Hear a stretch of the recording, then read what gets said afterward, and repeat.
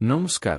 Chronic myeloid leukaemia বা CML একজন রোগীর এই বিষয়ে কি জানা উচিত, এর প্রাথমিক চিকিৎসা কেমন হয়, এই সমস্ত বিষয় খুব সহজ ভাষায় এই ভিডিওতে বিস্তারিতভাবে জেনে নেব। ব্লাড ক্যান্সারে অ্যাকিউট এবং ক্রনিক এই দুটি ভাগ থাকে এবং সাথে মাইলেড ও লিম্ফয়েড এই দুটি শ্রেণী থাকে, যা আপনারা ইতিমধ্যেই বুঝতে পেরেছেন। এই সংমিশ্রণগুলির উপর ভিত্তি করেই বিভিন্ন ধরনের ব্লাড ক্যান্সার হয়ে থাকে, যেমন acute myeloid leukaemia AML, chronic myeloid leukaemia CML, acute lymphoblastic leukaemia ALL এবং ক্রনিক লিম্ফোসাইটিক লিউকেমিয়া CLL। এই ভিডিওতে আমরা বিশেষভাবে CML নিয়ে আলোচনা করব। এটি মূলত একটি ব্লাড ক্যান্সার। হাড়ের ভেতরের যে স্টেম সেল বা মূল কোষ থাকে, এটি মূলত তার ক্যান্সার। আপনারা যদি এই চিত্রটি লক্ষ্য করেন, তবে দেখবেন স্টেম সেল থেকে যখন মাইলেড সেল তৈরি হয়, যেমন লোহিত রক্তকণিকা RBC, গ্র্যানুলোসাইট বা মনোসাইট, সেই সম্পূর্ণ প্রক্রিয়ায় সমস্যা দেখা দিতে শুরু করে।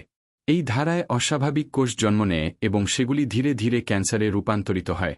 এই ক্যান্সার সাধারণত প্রাপ্তবয়স্কদের মধ্যে বেশি দেখা যায় এবং বয়স বাড়ার সাথে সাথে এর ঝুঁকিও বাড়ে। শিশুদের মধ্যে CML হওয়া অত্যন্ত বিরল, খুবই বিরল ঘটনা। আমি আমার কর্মজীবনে শিশুদের মধ্যে CML-এর মাত্র 3টি কেস দেখেছি। গত কয়েক বছরে CML-এর চিকিৎসা পদ্ধতিতে এক বিশাল ও বৈপ্লবিক পরিবর্তন এসেছে। যেখানে 20 বছর আগে আমাদের কাছে চিকিৎসার একমাত্র বিকল্প ছিল কেমোথেরাপি, আজ সেখানে কয়েকটি ট্যাবলেটের মাধ্যমেই CML-কে বছরের পর বছর ধরে পুরোপুরি নিয়ন্ত্রণে রাখা সম্ভব হচ্ছে। এমনকি কিছু রোগীর ক্ষেত্রে একটি নির্দিষ্ট সময় পর এই ওষুধ সম্পূর্ণ বন্ধ করে স্বাভাবিক জীবনকাল নিশ্চিত করাও সম্ভব হচ্ছে। CML সম্পর্কে আরও বিস্তারিত জানার আগে আমাদের বুঝতে হবে একজন CML রোগী ডাক্তারের কাছে কিভাবে আসেন। কোনো রোগী নিজে এসে সরাসরি বলেন না যে আমার CML হয়েছে বা আমার CML-এর চিকিৎসা দরকার। তিনি আসেন কিছু নির্দিষ্ট শারীরিক উপসর্গ বা লক্ষণ নিয়ে। এই উপসর্গগুলি মূলত বোন ম্যারো বা অস্থিমজ্জা ক্ষতিগ্রস্ত হওয়ার কারণেই দেখা দেয়। কারণ অস্থিমজ্জার ভেতরেই হিমোগ্লোবিন, লোহিত রক্তকণিকা RBC, শ্বেত রক্তকণিকা WBC এবং প্লেটলেট তৈরি হয়। হিমোগ্লোবিন কমে গেলে রোগীর শরীরে অতিরিক্ত ক্লান্তি দেখা দেয় এবং শ্বাস নিতে কষ্ট হওয়ার মতো সমস্যা তৈরি হয়। শ্বেত রক্তকণিকা ঠিকমতো কাজ না করলে বা কমে গেলে ঘন ঘন ইনফেকশন হয়, যেমন প্রস্রাবে ইনফেকশন বা বারবার ফিরে আসা ইনফেকশন। অ্যান্টিবায়োটিক খেলে সাময়িক ঠিক হয়ে যায়, কিন্তু আবার ইনফেকশন ফিরে আসে। এছাড়া হাড়ের তীব্র ব্যথা হতে পারে, কারণ হাড়ের ভেতরের অস্থিমজ্জা খুব দ্রুত হারে বৃদ্ধি পেতে থাকে, যার ফলে ভেতরে চাপ সৃষ্টি হয়ে হাড়ের ব্যথা শুরু হয়। প্লেটলেট কমে গেলে শরীরের যে কোনো জায়গা থেকে রক্তপাত হতে পারে। বিশেষ করে CML রোগীদের ক্ষেত্রে স্প্লিন বা প্লিহা নামের অঙ্গটি আকারে অনেক বড় হয়ে যায়। এটি বড় হয়ে পেটের ভেতরের অনেকটা জায়গা দখল করে নেয়। এর ফলে পাকস্থলী প্রসারিত হওয়ার মতো পর্যাপ্ত জায়গা থাকে না এবং রোগী ঠিকমতো খাবার খেতে পারেন না। এতে দ্রুত ওজন কমতে থাকে। পেটের বাঁ দিকে এক ধরনের ভারী টান লাগার মতো ব্যথা, ড্র্যাগিং পেইন অনুভূত হয়। ক্ষুধা কমে যাওয়া, দ্রুত ওজন হ্রাস পাওয়া, পেটের বাঁ দিকে ব্যথা, এর সাথে বারবার ইনফেকশন, রক্তপাত, জ্বর, হাড়ে ব্যথা এবং কখনো কখনো অস্থিসন্ধিতে ব্যথা হওয়ার মতো উপসর্গ নিয়ে সাধারণত রোগীরা আমাদের কাছে আসেন। এর পাশাপাশি রাতে অতিরিক্ত মাত্রায় ঘাম হওয়াও, নাইট সোয়েট, CML রোগীদের মধ্যে খুব স্পষ্টভাবে লক্ষ্য করা যায়। এখন প্রশ্ন হল, CML কেন হয়? এর মূল কারণ কি? অন্যান্য ক্যান্সারের মতোই CML-এর ক্ষেত্রেও কোষের DNA বা জিনগত গঠনে একটি নির্দিষ্ট ক্ষতি, জেনেটিক ড্যামেজ ঘটে। এর ফলে কিছু জিন প্রয়োজনের চেয়ে অতিরিক্ত কাজ করতে শুরু করে। এটি কেন হয় তা নিশ্চিত করে বলা সম্ভব নয়, কিংবা কোনো নির্দিষ্ট রোগীর ক্ষেত্রেই এটি কেন হল, সেটাও স্পষ্ট করে বলা যায় না। তাহলে এই মিউটেশন বা ক্রোমোজোমের ক্ষতি বিষয়টি আসলে কি? মানবদেহের প্রতিটি কোষে 23 জোড়া অর্থাৎ মোট 46টি ক্রোমোজোম থাকে, যার অর্ধেক আসে বাবার থেকে এবং বাকি অর্ধেক মায়ের থেকে। CML-এর ক্ষেত্রে ক্রোমোজোম 9 এবং ক্রোমোজোম 22, এই দুটি ক্রোমোজোম অত্যন্ত গুরুত্বপূর্ণ। CML হলে ক্রোমোজোম 9 এর একটি ছোট অংশ ভেঙে গিয়ে ক্রোমোজোম 22-এর সাথে যুক্ত হয়ে যায়।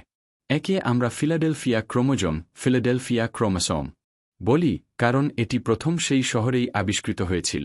CML রোগীদের মধ্যে প্রায় 90%-এরও বেশি ক্ষেত্রে এই জিনগত পরিবর্তন লক্ষ্য করা যায়। ক্রোমোজোম 9 এবং 22-এর এই মিলনের ফলে BCR-ABL নামের একটি নতুন অস্বাভাবিক জিন তৈরি হয়। এই জিনটি সাধারণ সুস্থ মানুষের শরীরে থাকে না। যাদের CML নেই তাদের মধ্যে এটি পাওয়া যায় না। কিন্তু যাদের এই রোগ ধরা পড়ে, তাদের শরীরে এই নতুন জিনটি সৃষ্টি হয়। এই BCR-ABL জিনটি রক্তের স্টেম সেলগুলিকে কোনো নিয়ন্ত্রণ ছাড়াই অত্যন্ত দ্রুত গতিতে বিভাজিত করতে শুরু করে।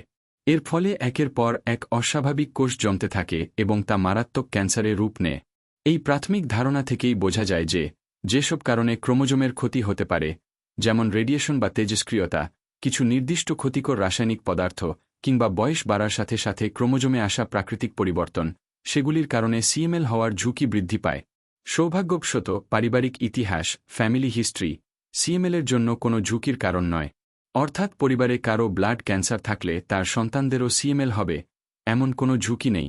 তবে অন্য কোনো ক্যান্সারের ক্ষেত্রে সন্দেহ থাকলে আপনারা জেনেটিক কাউন্সেলরের পরামর্শ নিতে পারেন। যখন কোনো রোগী আমাদের কাছে আসেন এবং আমাদের সন্দেহ হয় যে এটি কোনো ধরনের লিউকেমিয়া হতে পারে, তখন সেই সন্দেহের ভিত্তিতে আমরা কিছু প্রাথমিক পরীক্ষা করাই, যেমন কমপ্লিট ব্লাড পিকচার, সিবিপি বা সিবিসি, এবং এর সাথে কিডনি ফাংশন টেস্ট ও লিভার ফাংশন টেস্টের মতো কিছু রুটিন পরীক্ষা। সিবিপি রক্ত পরীক্ষায় মাইক্রোস্কোপের নিচে যদি অস্বাভাবিক কোষ দেখা যায়, তখন আমরা সন্দেহ করি যে এটি সিএমএল হতে পারে।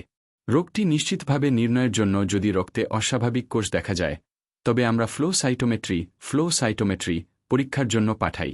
আর যদি রক্ত পরীক্ষায় কোনো বিভ্রান্তি থাকে বা রক্তে স্পষ্ট অস্বাভাবিক কোষ না পাওয়া যায়, সেই পরিস্থিতিতে আমরা অস্থিমজ্জা বা বোন ম্যারো থেকে নমুনা সংগ্রহ করি। বোন ম্যারো পরীক্ষা কিভাবে করা হয়, সেই পদ্ধতির ওপর আমার চ্যানেলে একটি আলাদা ভিডিও আছে, আপনারা সেটি দেখতে পারেন। যেভাবে সূচের সাহায্যে রক্ত নেওয়া হয়, ঠিক একইভাবে হাড়ের ভেতরে একটি বিশেষ সূচ প্রবেশ করিয়ে হাড়ের ভেতরের নরম অস্থিমজ্জা কিছুটা বের করে পরীক্ষার জন্য পাঠানো হয়। এটি সাধারণত কোমরের হাড়, হিপ বোন, বা বুকের মাঝখানের হাড়, স্টার্নাম থেকে নেওয়া হয়। এই সংগৃহীত অস্থিমজ্জার নমুনা দিয়ে ক্রোমোজোমাল অ্যানালিসিস, ফিশ অ্যানালিসিস কিংবা পিসিআর অ্যানালিসিসের মতো বিশেষ পরীক্ষা করা হয়, যাতে ফিলাডেলফিয়া ক্রোমোজোম এবং বিসিআরএবিএল জিনের উপস্থিতি নিশ্চিত করা যায়।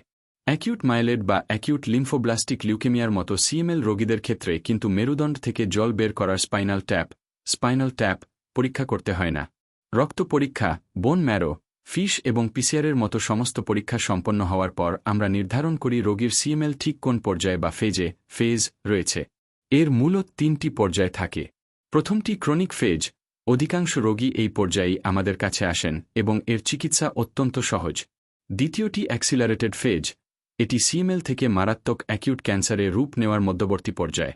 আর তৃতীয়টি হল ব্লাস্ট ক্রাইসিস, যেখানে সিএমএল পুরোপুরি অ্যাকিউট মাইলেড লিউকেমিয়ায় রূপান্তরিত হয়ে যায়। ব্লাস্ট ক্রাইসিসের চিকিৎসা অ্যাকিউট মাইলেড লিউকেমিয়ার মতোই অত্যন্ত আগ্রাসীভাবে করতে হয়।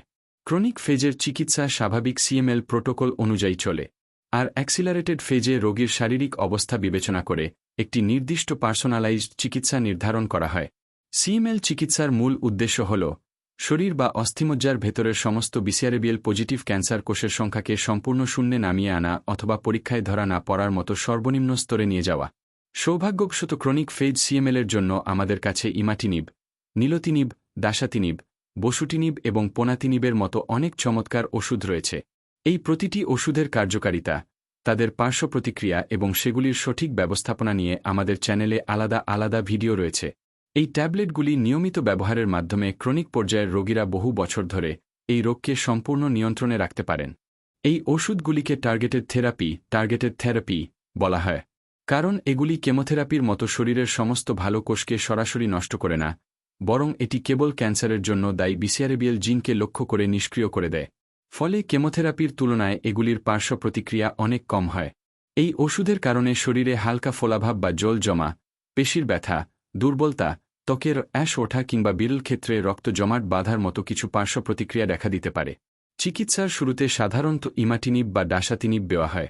ওষুধ শুরু করার পর নিয়মিত বিরতিতে আমরা পিসিআরএবিএল ট্রান্সক্রিপ্ট পরীক্ষা করিয়ে থাকি, যাতে দেখা যায় রক্তে বিসিআরএবিএল পজিটিভ কোষের সংখ্যা ঠিক কতটা কমছে। এই ক্যান্সার কোষের সংখ্যা প্রায় নগণ্য বা পরীক্ষায় শনাক্ত না হওয়ার মতো স্তরে পৌঁছাতে সাধারণত 3 থেকে 6 মাস সময় লাগে। তাই ট্যাবলেট খাওয়ার পর অনেকেই ভাবেন যে সঙ্গে কেন কাজ হচ্ছে না। এই বিষয়ে রোগীদের একটু ধৈর্য ধরতে হবে।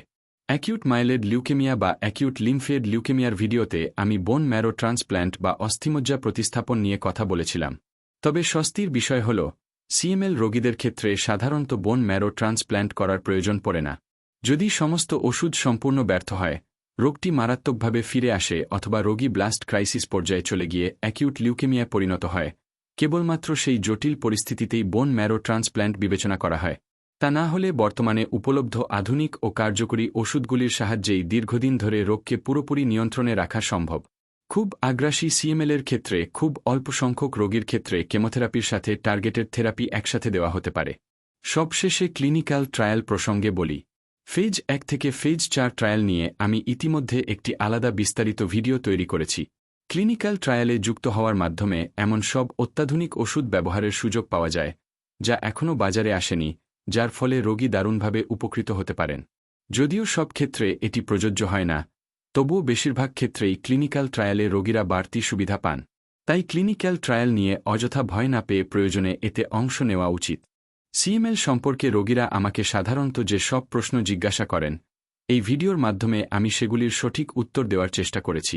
আপনাদের মনে যদি আরও কোনো প্রশ্ন থাকে, তবে আমাদের পাঠশালা প্রোগ্রামে যুক্ত হতে পারেন, যেখানে সিএমএল সম্পর্কে আরও বিস্তারিতভাবে আলোচনা করা হয়েছে। আজ এই পর্যন্তই, সবাই ভালো থাকবেন। নমস্কার।